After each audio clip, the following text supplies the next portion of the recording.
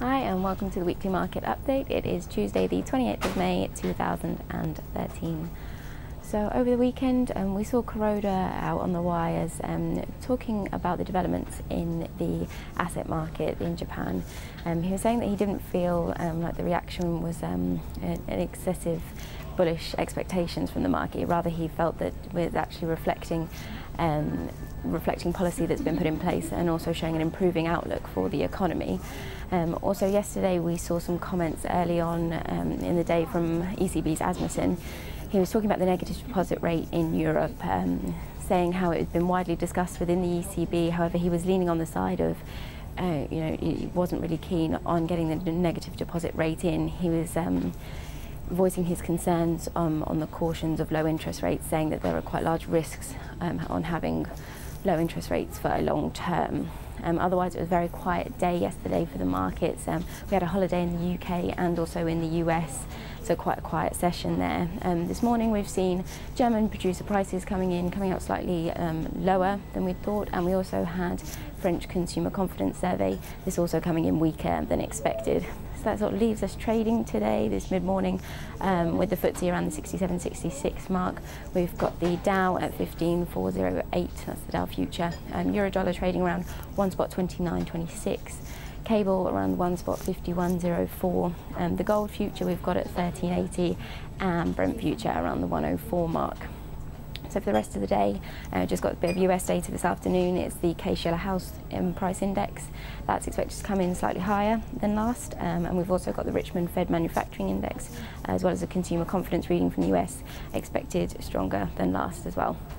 So that's the rest of today. Into tomorrow, Wednesday, we start the day off from Europe. We've got German CPI data. We're expecting a positive reading here. The last reading was -0.5, so we're actually expecting a positive one here. Unemployment rate for Germany as well coming out, expecting that at 6.9%, same as last, so no change there. Also from the Eurozone, we've got the European Commission doing that economic outlook for May in the Eurozone.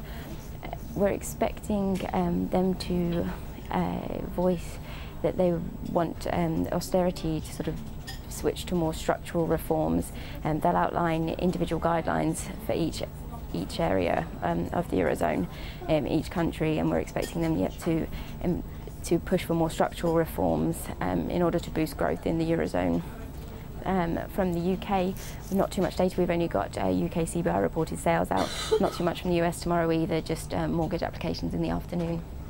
So into Thursday, we've got, starts the day off overnight, we see UK house price index, expecting that to tick up slightly. We've also got Spanish GDP, expecting that to remain in negative territory, and also Spanish CPI, which we're expecting to come in slightly higher than the last reading.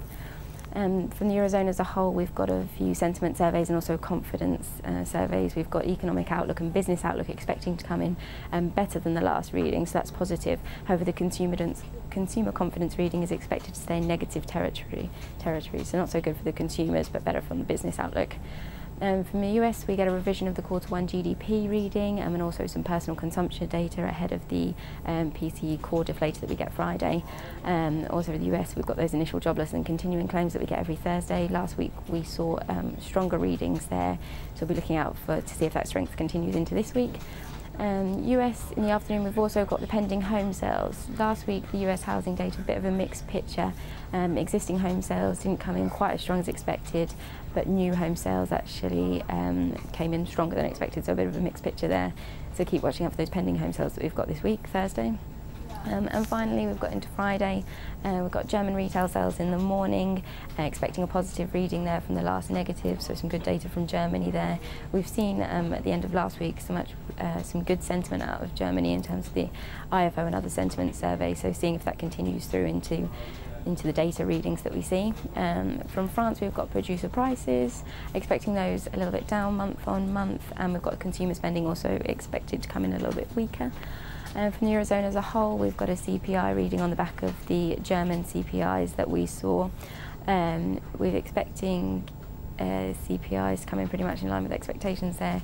Unemployment rate for Eurozone as well, we're expecting that to come in, just tick slightly higher, up to 12.2 from the 12.1% prior. Also from the ECB at 11 o'clock we get the announcement of the LTRO repayment, as we do every Friday.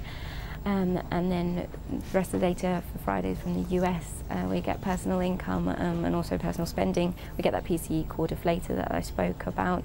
So that will be widely watched. We're looking for better data from the US after Bernanke last week, really emphasising that the QE largely depends on the strength of the data that we see from the US. So looking for, everyone will be looking for stronger data.